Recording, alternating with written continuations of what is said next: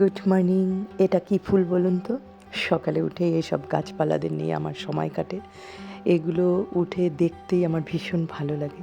এখানে অনেকগুলো গাছ লাগিয়েছি। কোথাও ধনেপাতা, আর এটা হচ্ছে পেঁয়াজকলি, মানে পেঁয়াজ পাতা আর কি। মানে এটা রান্নাঘরের সামনে থাকলে খুব ভালো লাগে দেখতে। সব মিলিয়ে অসাধারণ লাগে আমার।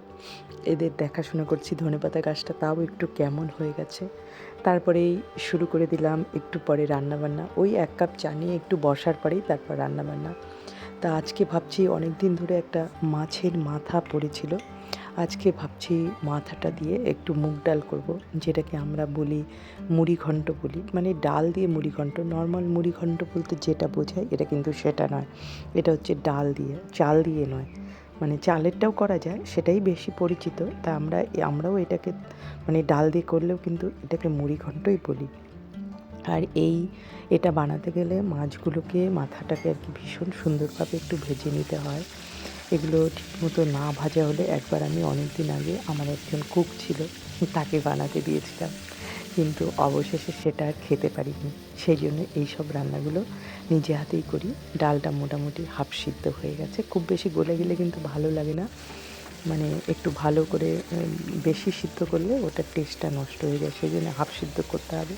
আর এই মাথাটাকে প্রচণ্ড সুন্দর করে একটু কড়া ভাজা করে নিতে হবে, তা নাহলেই কিন্তু মাছের একটা আষ্টে গন্ধ থেকে যায়। সবার হাতে এটা একদমই খাওয়া যায় না। যাই হোক, মোটামুটি রেডি করে ফেলেছি।